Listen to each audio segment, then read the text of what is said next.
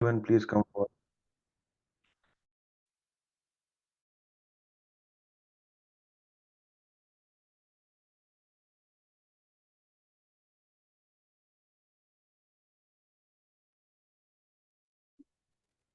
Yeah. Yes, Sadgurudeo, Sudhanshuji, I can read this. This is Niranjan. Please go ahead. Yeah. आसन स्थिर शांत दृढ़ हिले दुमे नहीं देह बैठे मन मथ मारी कर सुमिरे पुरुष विदे. Thank you. Thank you very much, Niranjan ji. So this doha, this couplet is from the first mandal, first chapter of Swarved. And Swamiji has mentioned in this doha that when you are sitting in meditation, so how you should be. And by explaining this, Swamiji is saying, Asan sthir sant drid means the posture in which you are sitting, that should be stiff, firm. And on that posture, you have to be stable and you have to be at peace. That's why what he's saying, asana sthir shanta drid. So you have to be shant, you have to be at peace when you are sitting on that posture. Hile dume nahi de. It means there should not be any movement in your physical body. Baithe manamat marikar. So once you are stable in your physical posture, then what you have to do? Then you have to control the waves of your mind, right? Baithe manamat marikar sumire purusuvire. And after that, you have to go in the meditation of that supreme being. So that is the process of meditation. If you say how a meditation should be, so first you have to sit on the stable posture, firm posture. You have to make sure that your body is stable, it's not moving. Then you have to control the waves of your mind and then go for the meditation where you are focusing your consciousness on that supreme being. Now, if we all closely monitor, sorry, so if we all closely monitor what is happening here, so we all will see that we are going from gross to subtleness, right? We are first trying to control the thing which is gross in nature and then going for the subtler one. I'll try to explain this with another example. Okay. Let's assume you are sitting on a, either moving train or a car, or you're sitting on a chair which is rotating, correct? And at that moment, if I ask you to draw something, or I ask you to throw a ball at uh, you know, uh, certain place with proper accuracy. So what you will do and what your approach will be, you will try to focus, right? And when you will try to focus, what the very first thing you will do, you will come out from that seat which is rotating. Why? Because that is hampering your focus, right? That is deviating you from the task which you are trying to accomplish. So first you will come out from the chair, which is, you can say, uh, putting a stopper in utilizing your complete focus. And then what you will do? Then you will try to stabilize your body so you can focus on your aim, right? Either you have to draw something beautifully or you have to throw something on a particular aim which has been, directed to you. And then you will execute that thing.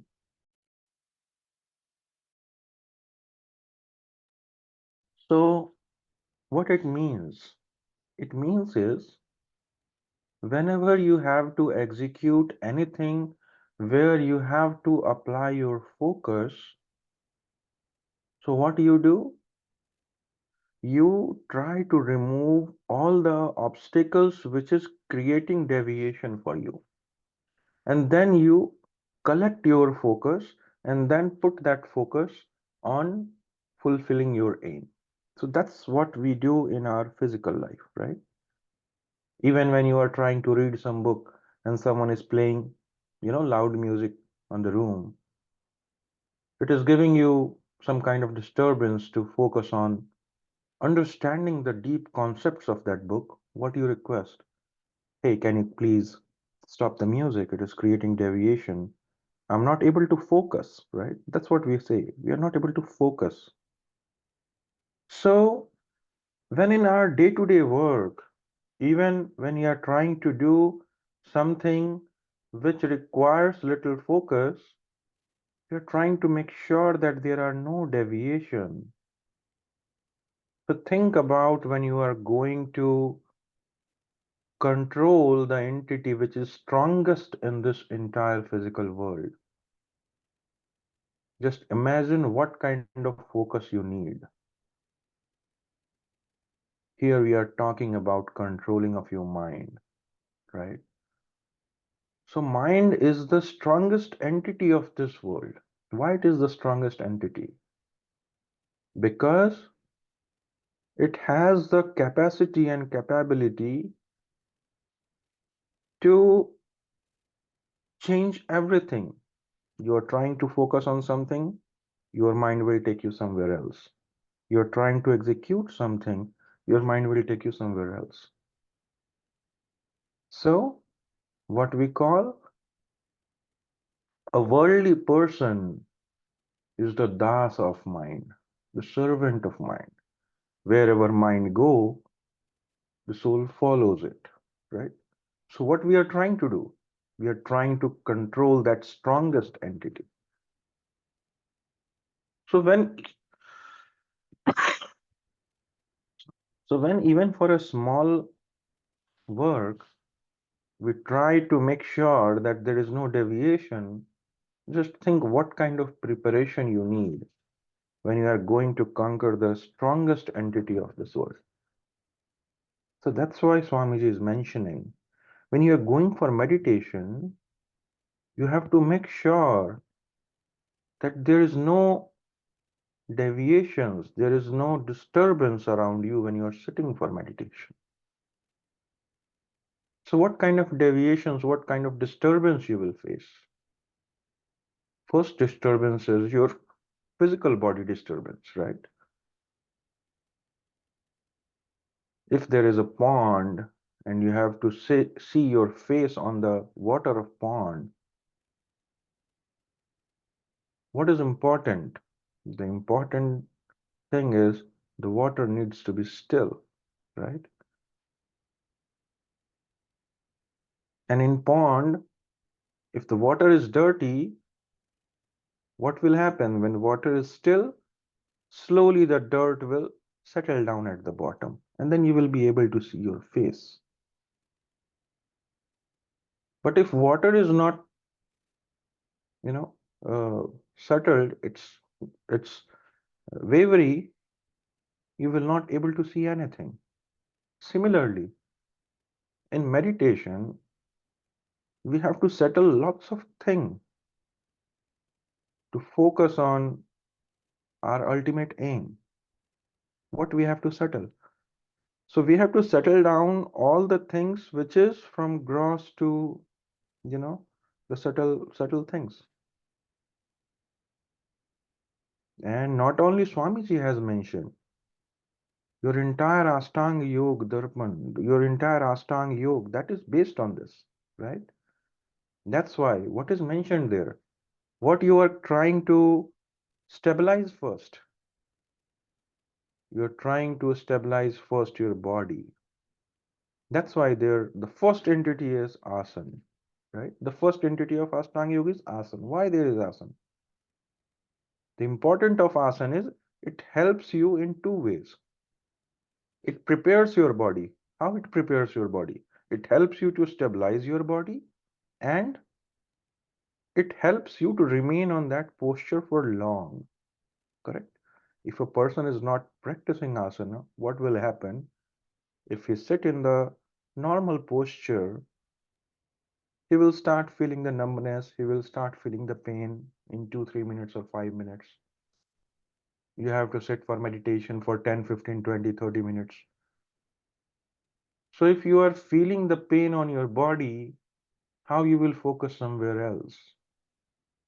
Your concentration will always come back to your body.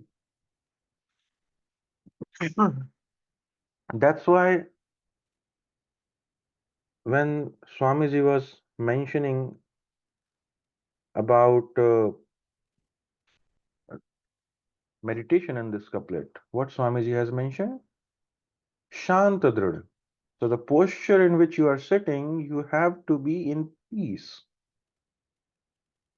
You are sitting in certain asana, you are, let us suppose, even able to sit. You practiced it some days, and you are not able to sit on that posture for meditation, but you started feeling pain, right?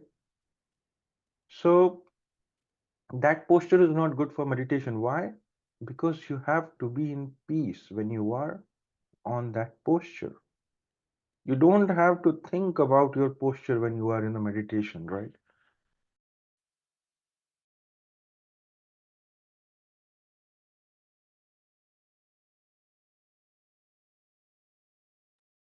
So that's the overall intent, that when you are in meditation, your posture should be static and your posture should be at peace. So that's why even in Ashtanga Yoga, asana is mentioned. Why? Because it helps you to strengthen your body. When your body will be in, you know, it will strengthen, then only you will be able to sit in meditation for long. Swamiji always says, Sant Pravar always says, that Almighty has given you this body for Paramarth. What it means? For your own upliftment, right? To achieve the goal of your life. So whatever you are trying to achieve in a spiritual world, that's gonna happen through this body only. So if this body is not fit, how you will sit on meditation? So further, so once you completed this task, that you performed so many asanas, you are fit to sit long, then what you have to fix the next thing? So first you control your body, then you have to control your prana. Why you have to control your prana? Because that is the subtler thing than body, right? And why it is important to control prana? We all can see in our day-to-day life. Just go for a long run, and when you come back, even if you have to speak something, you are not able to speak very clearly, right? You are keep breathing heavily and then you are speaking. So the breathing actually confirms that how stable you are, right? So controlling your breathing, strengthening your breathing is also very important in meditation. So first you control your body through asana, then you have to control your pranas. You have to strengthen your pranas after strengthening your body. So for that there is pranayama. And then the next stage is controlling your thoughts, controlling your mind.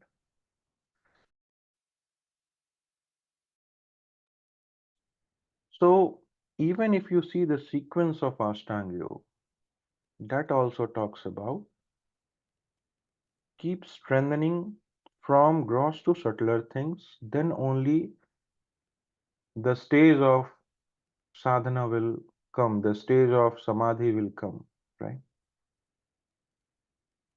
So that's the reason Swamiji has mentioned here that when we are sitting for the meditation, the very first thing is asana sthira santa drida hile dume nahi deha. So when you are sitting in meditation, we are making sure that our posture is static. We are at peace on that particular posture. And then baithe manmathamarikar. So after stabilizing our body, what we are doing, we are controlling the waves of our mind. And then we are proceeding for meditation. So many people who practice Vihangam Yoga meditation, they say sometimes that I'm trying to meditate, but I'm not able to control my mind. I'm sitting on meditation, but I'm going on different thoughts. So what to do? Swamiji has mentioned on his Amritvani at many times that when you sit for meditation, before that perform some pranayam. Why he suggests for pranayam? That even after practicing asanas, your body is stabilized. But let us suppose you came from your office, you came from some work, and thoughts related to your work is wavering on your mind. So even if you will sit on meditation, what will happen? The thoughts will keep coming. It is difficult to control yourself at that moment. Why it is difficult? Because you stabilized your body, but you have did nothing to neutralize all those thoughts which are coming from office. So that's why pranayam is there. What happens when we do pranayam? We chant Om, we try to chant the humming sound and other pranayam practices, right? So when we does that, what happens? It resets the frequency which is coming up in our brain. So it resets all the thoughts. So before going to meditation, you are totally cut off and ready for the meditation. So you stabilized your body, you stabilized your prana, and now you are going to stabilize your mind. So what you did? You made sure to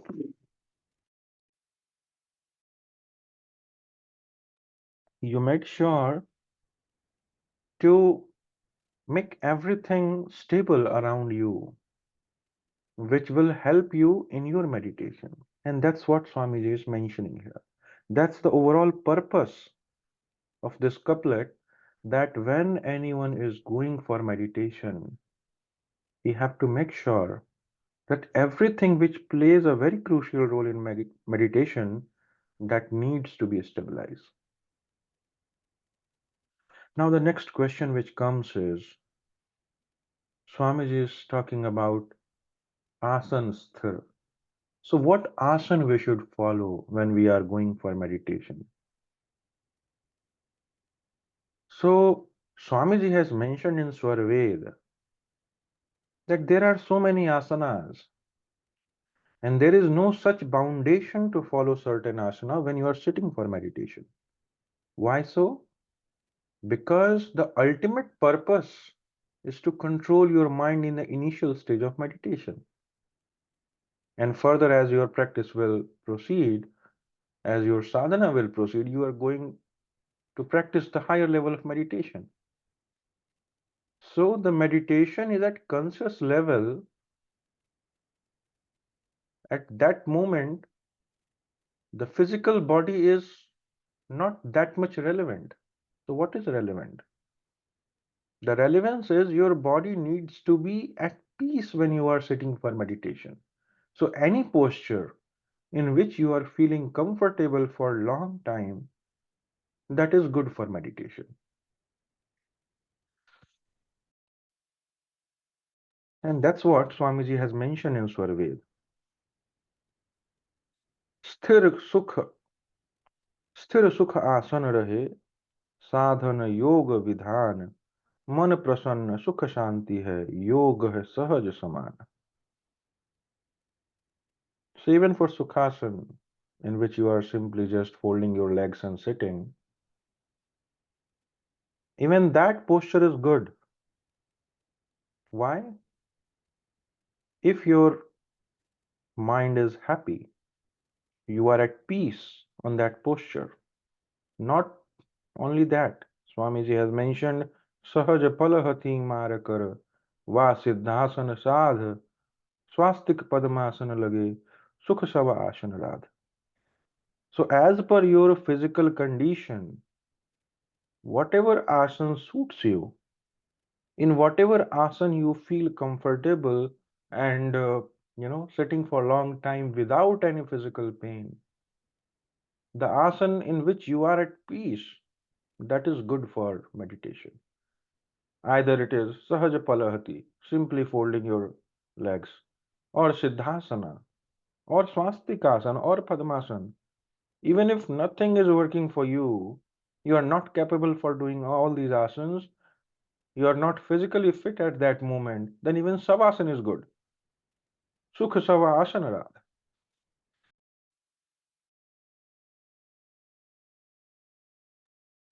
So the only requirement is the physical posture in which you are at peace. That matters. That is only the requirement of meditation. Why? Because you have to go to the level of mind, you have to go to the level of soul. So the gross thing needs to be settled at the beginning. The body needs to be settled. Your prana needs to be settled. So don't think about that much. Make sure that in your meditation, that portion should not be a point of consideration. So be at that posture which gives you peace, which gives you comfort, which gives you happiness. So sit in that posture and then start your meditation. So that's what Swamiji has mentioned in this. Now the question is, when you are performing meditation, if posture is that much important, uh, which gives you peace, which gives you happiness, so we also have to think that only posture will give me everything. Let us suppose you are sitting on meditation, but you just before meditation you overeat, or you eat something which is giving you acidity or something. You will not feel comfortable, right? Or think about the situation that you have not slept for 24 hours or 36 hours. Now you are sitting on meditation. Your body is not ready for that. So the overall purpose is, overall prospect is, your body needs to be fit and fine from all means. When you are sitting for meditation, your posture will even give you comfort when you are taking care of other external items like your food, your sleep. You have to take care of all those things. Are you taking your sleep properly or not? It should not be more, it should not be less, it should be adequate. What kind of food you are eating. So that's why Swamiji has mentioned निद्रा भोजन नियम से नहीं न्यूनाधिक हुए समयबद्ध साधन चले संग साथ नहीं कोय. Means your sleep and your food, that should be as per the rule, what you have settled for yourself. Nahi न्यून अधिक होए. It should not be less, it should not be more, it should be adequate. So when you will follow your life with certain routine, then it will help you for meditation. That's why yam niyam is important. Why? Because it gives you a disciplined life. A disciplined life will gives you a healthy body, and then when you will sit for meditation, you are utilizing this body fully for the purpose for which you are here. So,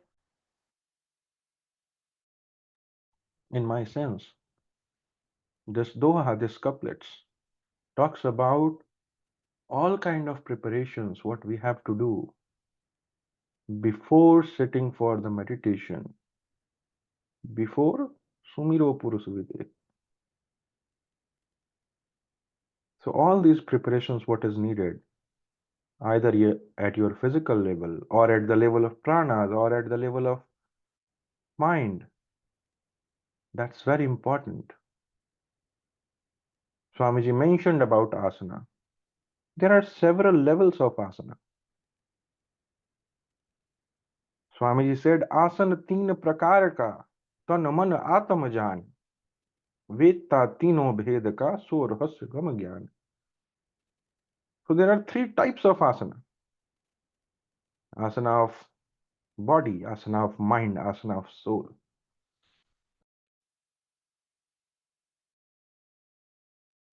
So as we will proceed ahead in meditation, we have to go through all these three asanas. We have to go through all these three levels.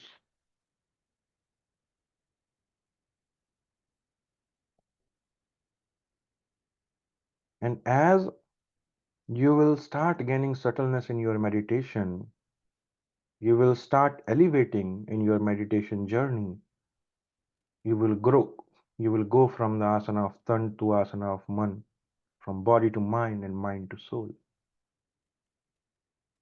So that's what my understanding from this doha. If there is any mistake, that will be my own. I'm sorry for that.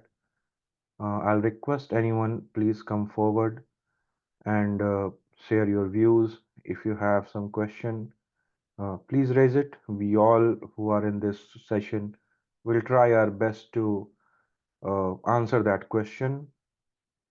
Thank you. Thank you very much. Over to you, Amitji.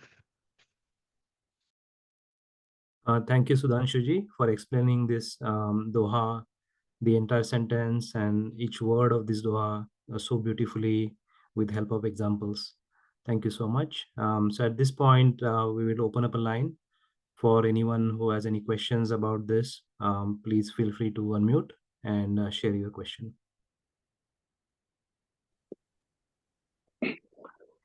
Jai Sadgurudeo. This is Mukesh. Very good explanation, Sudhanshuji. Thank you for clarifying. I think we had a similar discussion yesterday. The one question comes to my mind that if someone has not had a good sleep, doing meditation at Brahma Muhurat is not going to work because your body may not be ready for that. So in that case, maybe it's better to do some other time once body is or brain is fine after good sleep. What do you think? It should one prioritize Brahma Muhurat time, or rather, having your body be ready? Yeah. Thank you, Mukeshji, for this question. This is really very important thing. See, what my belief is, when we are planning for the Brahma Muhurta meditation, when we are thinking for the Brahma Muhurta meditation, actually the preparation starts from the night, right? The night when we are going for a sleep. Why Brahma Muhurta meditation is recommended? Because that is the Muhurta, that is the time when meditation gives the maximum benefit, right? So that is the reason behind Brahma Muhurta meditation. But definitely, let us suppose if everything is, you can say, supportive for meditation. Brahm Muhurta time is the time when your external environment, external vibe, external energy is supportive for meditation, right? So even if that is supportive, if we are not ready, that will not help much. So if we are practicing, if we want to practice for Brahm Muhurta meditation, it is very important to prepare it from the night itself. Go to bed early. Because let us suppose you woke up in the morning, you are going to sit in the meditation, and you have not slept well, you are feeling pain in your body. So even when you will sit for meditation, you are not able to focus, right? So external things are very much supportive. Energy is there, but it's not the fault of energy, it's fault of us that we are not ready enough to take it. We are not in the condition to take it. So definitely, Brahma Muhurt is a very important time for meditation, but if we are going for that, we have to make sure that we are ready for that. That's my view. Thank you. Thank you. Yeah, appreciate it. Yes, Sadgurudeo. I would like to just add one other mm, thought to that. I think it's a very good question raised, Mukeshji. I had raised this earlier also. And one other perspective is, one is the preparation, if we can prepare, but in many cases, it may be difficult to prepare. For example, if you have a child who is, preparing for tests and exams, you don't want to sleep till they go to bed and all that kind of thing, right?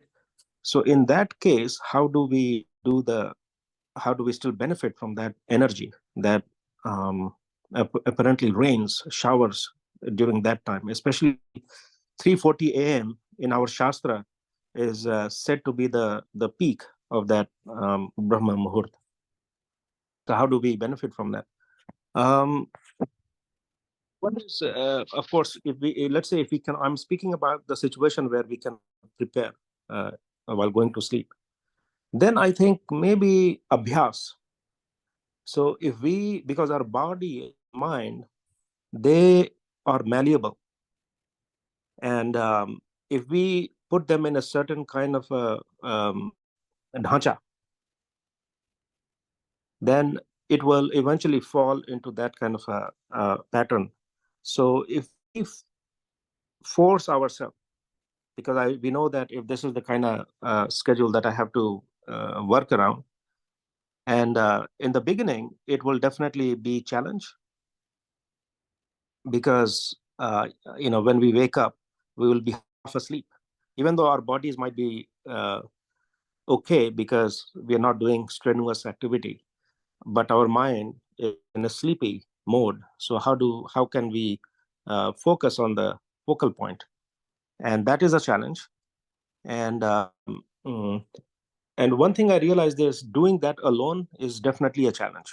I tried that earlier. It was not working at all. But when you have a partner, if you can inspire her on your path, and if you don't wake up, she wakes up, I think that duality will help in terms of creating that dhacha, where eventually we will wake up, and initially it will be a challenge in focusing, but then we will, our body and mind will attune to it when we are fully awake for that time, and we do that sadhana, and then we again go back to sleep and wake up again. And these days we have alarm clocks, so we can actually create those kind of pattern. I'm not saying that it has worked for me perfectly yet, but I'm in that kind of a situation. I'm trying to see if that works. So I just wanted to share that, and I'm very much open to listening any suggestion from other Guru Bhais on that. Thank you. Jai Sadgurudeo, Srirang here. So I also like to add just my thoughts. So excuse me. Uh, I was in the same boat where I wanted to take best time for the meditation, which was Brahma Muhurat, and initially it was very challenging. So one thing that we are always told, right, when we learn meditation for the first time, that consistency is important, right? So initially it doesn't matter whether you are doing it in the Brahma Muhurat or any other time, but the it should happen consistently, regardless of the time at the beginning. And you can then slowly try to optimize your time so that you can take advantage of the best time. Now, another thing that you can look at it, from a different perspective. Let's say you are hungry and you want food to eat. Now, will you not eat if the best restaurant in the town is not open? No, right? You will go to the next restaurant which is open and you will have food. So, because you have to satisfy the requirement of your body. Similarly, to satisfy the requirements of our soul, we have to meditate regardless of what the time is. So, initially, do not focus on meditating on that exact time, but look at it as a journey. You start somewhere and then finally, arrive at a time which is the best time to meditate. But let's make sure that we all understand that consistency is very important, right? And if we miss Brahma Muhurat meditation, that doesn't mean that we should not meditate in the morning. We must, and that should be our primary focus. So yeah, that is what I would like to say. Thank you.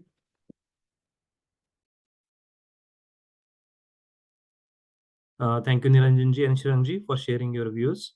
And even in my experience, I would say that initially even to sit for an asana, it was a challenging for me. So this is definitely a process that everyone has to go through, and I think it's an individual journey. So even the initial time when I used to sit, I was not even comfortable sitting on the floor. That's where I started.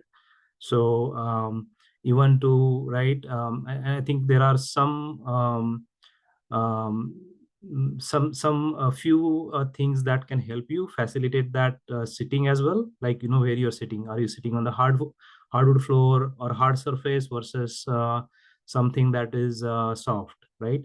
So initially I think that is also helpful. So when you sitting in a posture where you're sitting also matters, and I think this is again a process, as Shiranji mentioned, that I think everyone has to go through.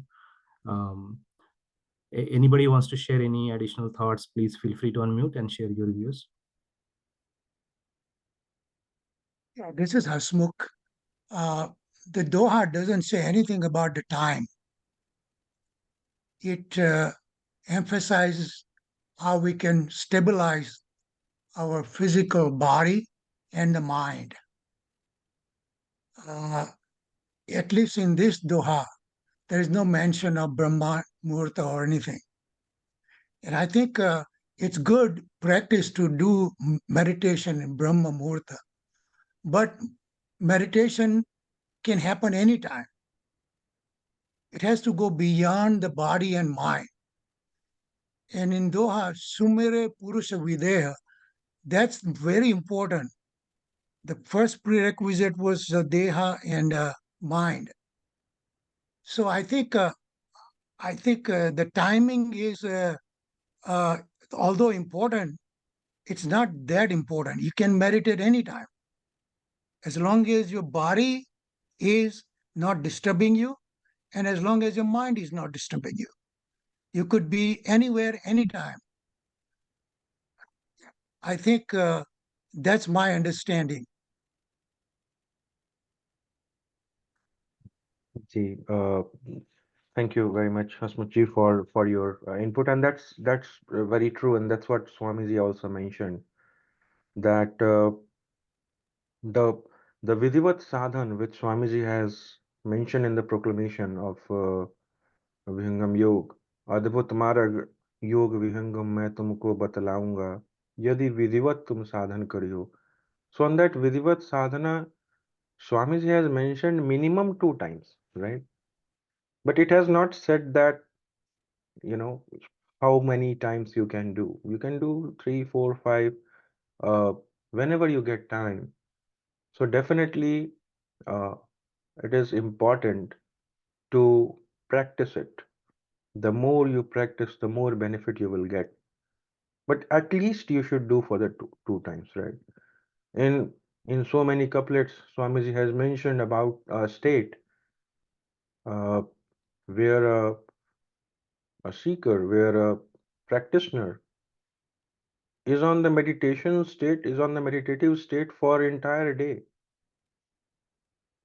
I am forgetting the couplets, but one of the couplets he is mentioning that Nishidin in the now.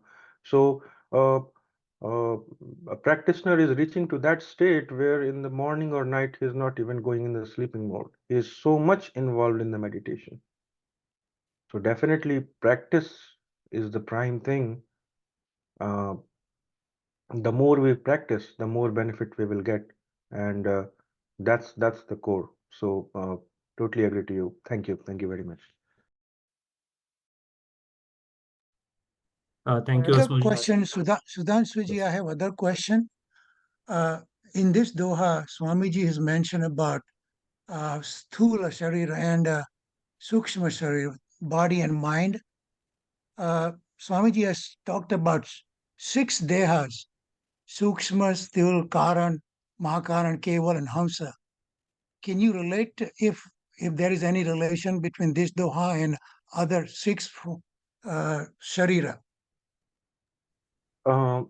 Definitely. So the six sharir which Swamiji has mentioned that explains the status of soul.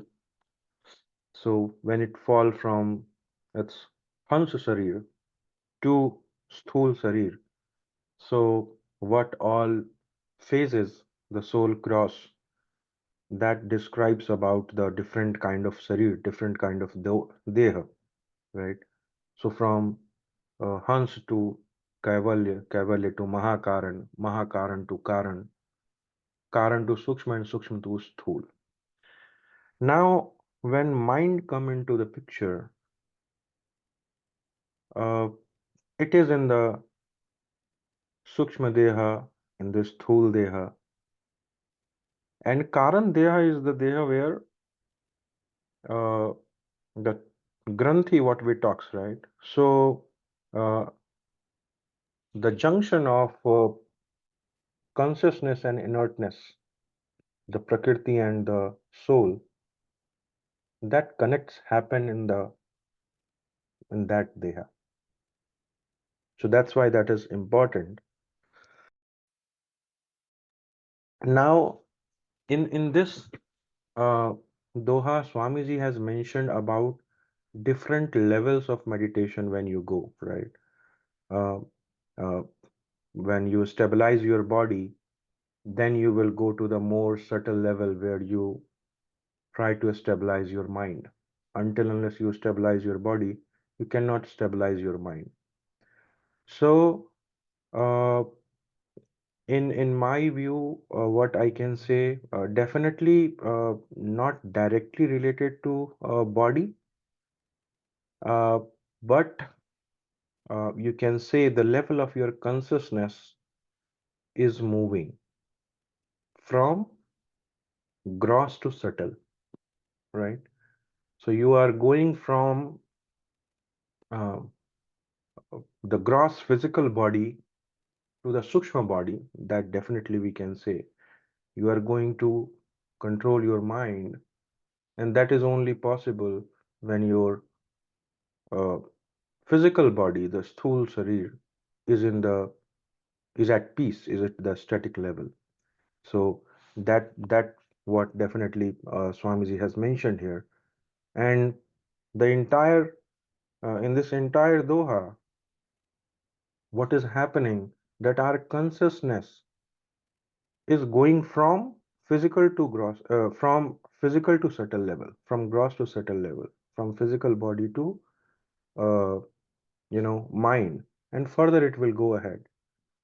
And that's why Swamiji has even mentioned, if you read Swarved after this in the next couplets, after a few couplets, Swami has further mentioned as well that once your body is stabilized, what you have to do in the meditation, how you have to, perform your meditation. So Swamiji has mentioned in one of the couplets that Prathama Kamal Sri Guru Charan Vandan Barambar Asita Asana Dhyaye Guru Murati Subhasar. So when you start your meditation, so Prathama Kamal Sri Guru Charan Vandan Barambar. So you have to pray your master again and again, and then you have to proceed ahead in meditation. And when you are doing in meditation, what you are doing and what is your status, that also Swamiji mentioned. Surati phasi sansar mein ta kahun lehu samet sthir bandho lakshya mein tyag sakal jag ek. So what happens when you are meditation? In the beginning, your consciousness is in this world, right? Surati phasi sansar mein. What you are doing in meditation? Ta kahun lehu samet. So what you are doing? You are trying to concentrate, trying to bring back your consciousness, which is in this physical world. You are bringing it back. And what you are doing? You are fixing your consciousness at particular aim. Sthir bandhu lakshmi, tyag sakal jah ek. So when you go through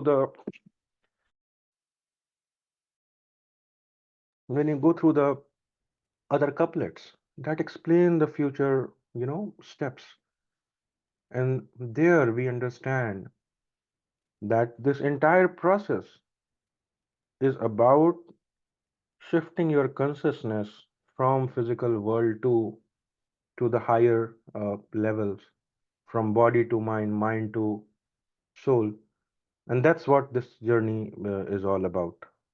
Thank you very much. One more question I have is regarding steadiness of this body. In my case, I don't able to do Brahma Muhurta, but when I meditate, I try to keep the body stable, but it is not in my control. It's I follow the meditation, and automatically the body keeps moving. Kampan, there is a shaking going on. It's not my control. So I don't know how would that be violation of meditation or what? Thank you very much, and this is really very, very important question.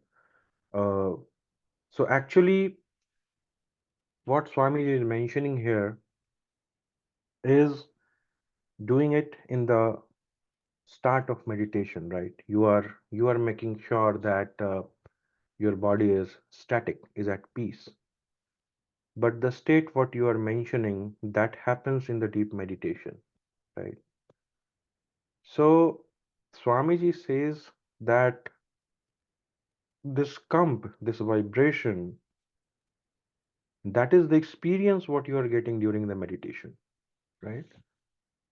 And these are the Subha Lakshan. Swamiji has mentioned in Swarved, these are the Subha Lakshan of meditation.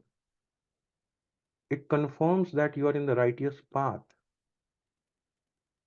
So the vibration which happens during the meditation, the sound which you hear during the meditation, the light which you see during the meditation, these all are the experience.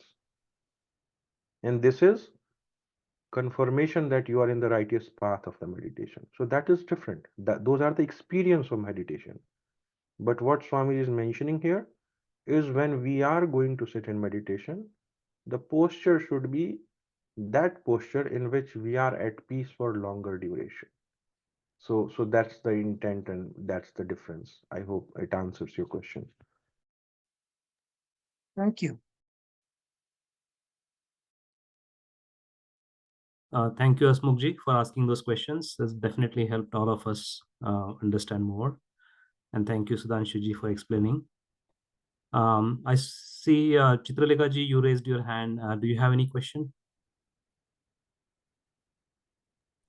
No, I was trying to talk about the Brahma Muhurta.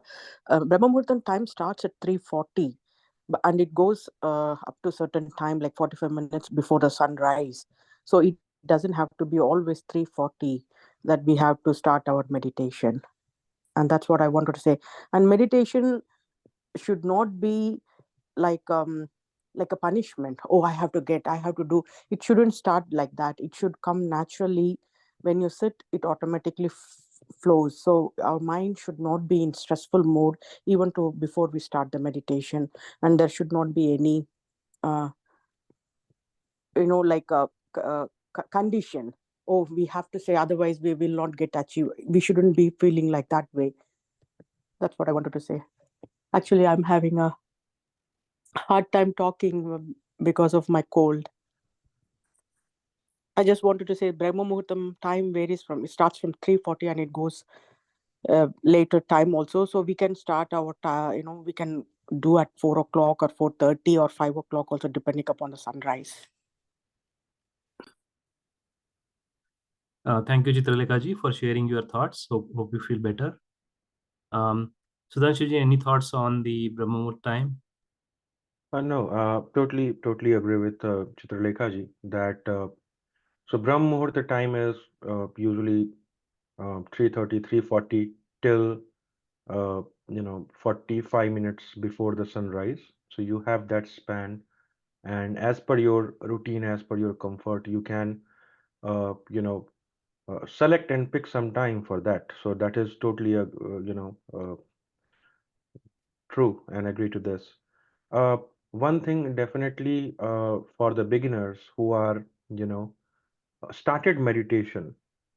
So I want to add this definitely that we all have experienced this, that when you start meditation in the beginning, you have to sit religiously. What it means is uh, your mind will do all kind of prapanch. It will do all kind of uh, excuses. It will present in front of you. Oh, leave it for today. You are feeling pain. You have so many work. You have this. You have that. And that happens because you are trying to control something which is a very strong entity. So he will try his part to make sure that you don't do that. So initially, definitely, your mind will give you lots of excuses. And it will try to justify you and try to convince you that these excuses are very much, valid. So initially, definitely, we have to do it bit religiously, bit forcefully, you can say. You have to sit on meditation. And I'm not saying that initially that will give you immediate benefit and your mind will, start stopping at that moment. No, but what it will do, it will bring a habit in you to sit for 10 minutes, right? So initially we are building the habit. And once your habit is built, then the next step is controlling the mind. And then the next the further steps. So that's how this journey goes, and we all who are in this call are uh, you know a part of this journey, so you all know this. So I was just sharing my thought. Thank you very much. Yes, Sadgurudev. Yes, I totally agree, Sudhanshuji, what you said, because everybody is on a different stage of sadhana, and so there's no one good answer. It really depends on where we are on the curve. There are people who can be meditative pretty much, many times, but for the beginners, you see, there's seva, satsang, sadhana. The way I see it is like physics, chemistry, math. In order to become a very good engineer, you don't really have to be best in all three. You could be best in one. Well, you could be best in two at least, or at least one. Really excellent in one, and then you will develop naturally the willpower to get above threshold in the other two. You'll become really good engineer in life. So I see that this is for beginners is very much like that. We may be really good in seva, or we may be very good in listening satsang and understanding enlightening our sumati, subuddhi, the intellect, the vivek. And that's the purpose for satsang. And but we might be very weak in sadhana. We might be really at a beginner stage. So, and I recall from my engineering time, I was really poor in chemistry, but I would dedicate time to actually beef it up, practice, make sure that I above the threshold. So I think one has to do that. And so sadhana is no different than that. You just have to put some discipline, force it, put a template, a caste, or whatever you call it, and work. And I think Guruji, Swamiji says it in the Amritwani all the time. Vidhivat sadhana kijiye. So at least do the threshold, and the rest request Swamiji's kripa. And coming to the Brahm Muhurta, why I because I've read, listened a lot in the Shastras, and also in the Amritwani, that there's a 3 o'clock to the 2 hours or whatever, 45 minutes before the sunrise. Actually, you can see there's some variability there, but the whole 24-hour day is split into these quadrants, and Brahm Muhurt is one of the quadrant, which is really between 3 to 6 a.m. and 3:40 being the peak. And very consistently, they say that this time the mind is the quietest and it's more perceptible. It can perceive. And the other thing is, at this time, the entire world is sleeping. Well, at least in your hemisphere. And there's more Prakriti is also cooperating. And apparently there are divine beings also who are available to shower their grace. Very much like, I may not be exact on that part, but I can give an analogy that when we do the Prana Pratishtha, they read a lot of mantras as per the Shastras. And apparently the mantra is giving geolocation.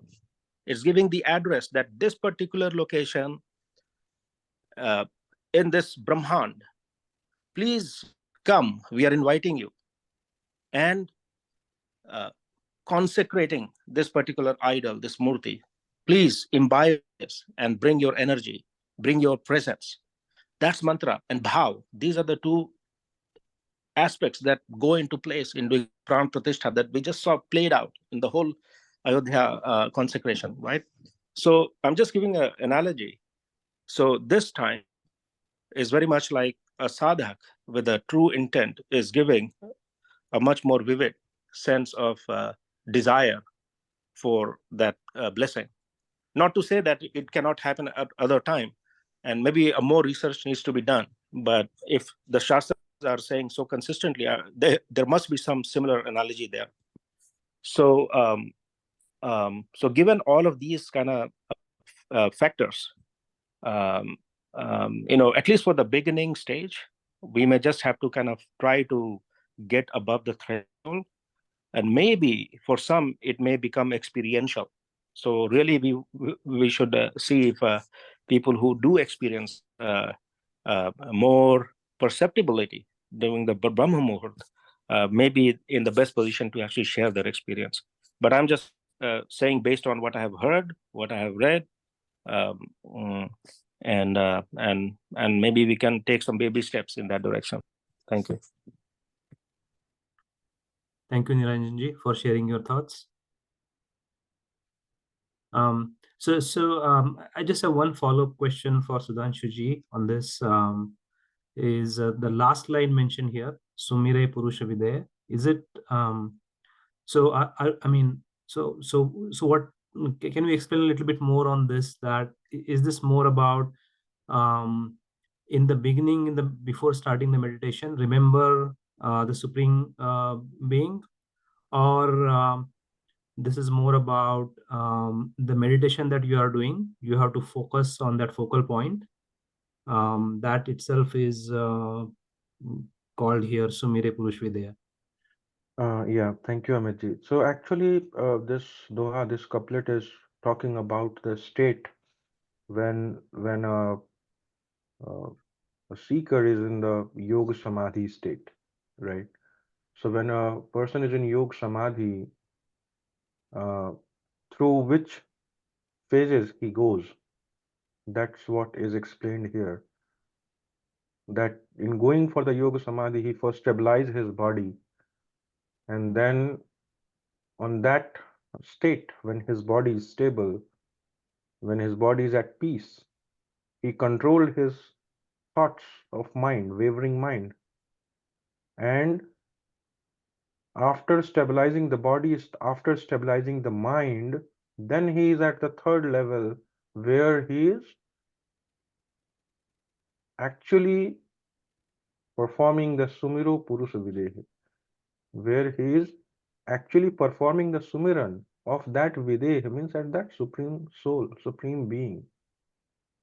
So that's what is explained here, that when you are in the Yoga Samadhi, your consciousness will go through these levels, and at the end, when you are at the asana of atama asan, at that asan you are performing this sumiran of Videh.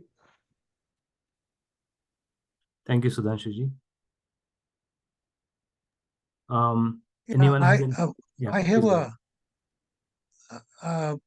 my other question or concern is timing is important, Brahma Muhurta, but I think it's getting a little stretching too much. Sumiran can happen 24 hours. A mother can take care of a baby and he'll still meditate without getting any asana or anything. So it's, I think, other places, Swamiji has talked about, how your yearning, your calling is so important that you cannot stay without.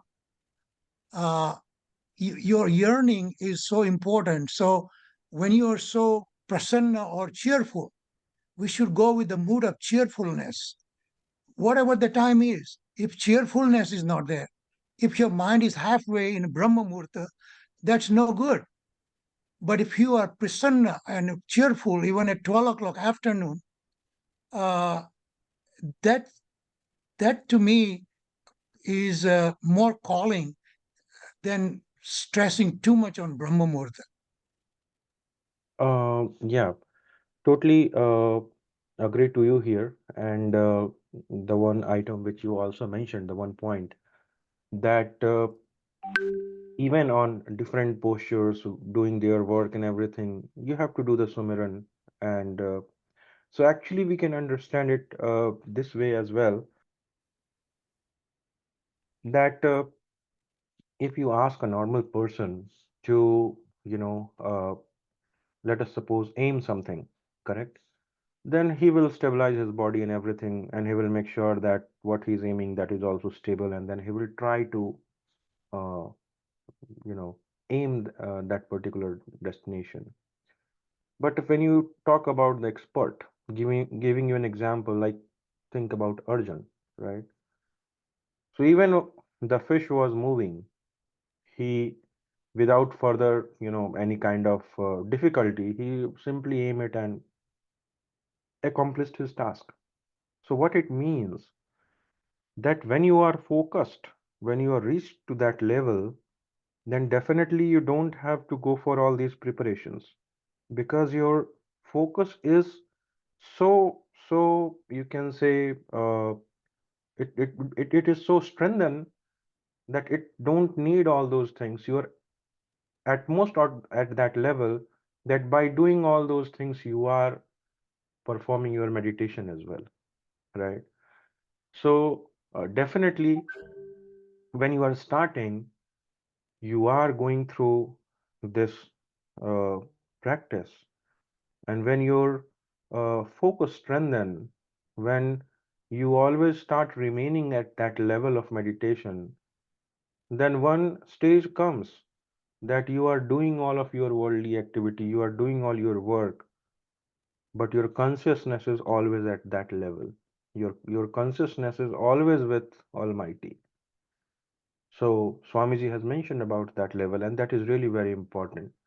And here it is not mentioned that, only do in Brahm Muhurt meditation. No, meditation is important. That is the most important thing. Do it whenever you have time, or try to do it as much as possible. But definitely, if you are looking for, if you are, if you compare the quality of meditation on any other time and in Brahm Muhurta, you will get some more benefit at Brahm Muhurt because the environment is supportive. The positive energy is supportive for meditation. So for all the practitioner, they get some more benefits there. But it doesn't mean that if you are getting some extra points there, you don't have to practice rest of the day. That is also very important. And the more you meditate, the more progress you will do. Either you do it in the Brahm Muhurt or in the day-to-day practice. So that's the intent. Thank you. One other thing I wanted to add to Hasmukhji's question is a very good question. Actually, I used to ask those questions myself earlier, and I had asked in this forum many times, and I got very consistent responses. I did some more research also that in the initial stage we have to, unfortunately, it's not about how happy or cheerful or sad we are. It's really about vidhivat sadhan, and Guruji says that actually all the time. Bas vidhivat sadhan karna hai, and I asked so many Guru Bhais also, and they say that 80% of the time your mind is where your eyes are. Your mind is always following that. So if you just sit down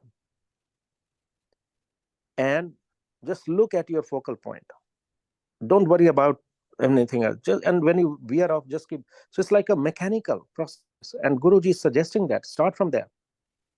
And it reminds me an analogy again. I give an analogy because I do a lot of these satsang, and I'll spend a lot of time just because technology has enabled all this. So you just need more time, which sounds like I do actually invest in those things. Arjun actually, when he was in the Gurukul, Dronachar had already seen the intellect in him, that he is going to be the biggest Yodha of his time. And he had told his colleagues that, hey, whenever Arjun is eating in the night dinner, make sure there's always a lantern. If there's no lantern, please don't serve dinner.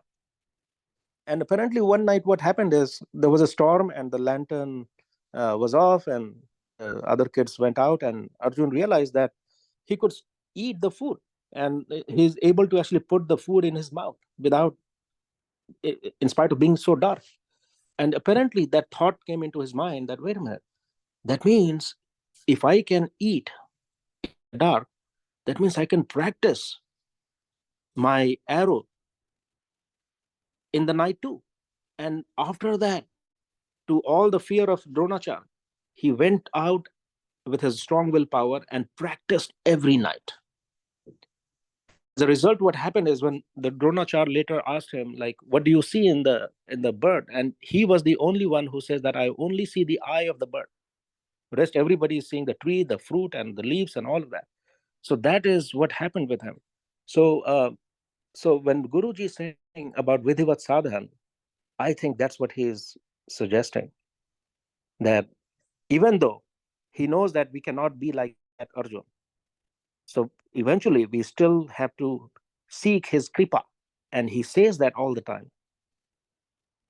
Just our duty is to do Vidhivat Sadhana and ask for his grace. And yesterday also we discussed through the seva, and his biggest seva is being a shining light of Brahma Vidya, which means we become like that. And so I think it took me a while actually to to change. So that's the beauty of this satsang. That's why I say that to understand Vihangam Yoga is not for any typical spiritual seekers. This is literally, I say that all the time, this is the PhD. Here, a lot of these theories, when we do PhD, a lot of the basic Newtonian concepts don't apply. And they fall off, and they have to be shredded, and new concepts have to be apparently adopted, and which seems like is what is happening. And So just wanted to share some, it's more like a Sansmaran also. And I'm not saying that I know many things. I'm just a learner, many places, I'm just, I may be wrong in many, many places, but this is the forum where I think this helps us to really move in the right direction. Yeah, thank you. That's good point, Niranjanji. But again, Drona and Arjuna is one example. But take Drona and Eklavya. He didn't even get any training from Drona, and he accomplished more than Arjuna. That's Vidhivat Sadhana. He didn't have any instruction, but he had that yearning, that mumukshatva, and that drive is so important. It goes beyond the time and any rules that are established. What rules did Eklavya follow? Drona may have to teach a lot of things to Arjuna, but again, these are the things. Examples can be taken, analogies can be interpreted any different ways. But to me, most important thing is surrender to the Guru. That's why it is Sadguru is Chodavan heart. We have to completely withdraw and surrender totally, and not too much get involved with this regulations. And I'm not saying we should not follow, but we should not get stuck on this. Thank you. Thank you, Asmukji. Nicely said. And thank you, Niranjanji, for sharing your thoughts and obviously sharing the Sansmaran as well. And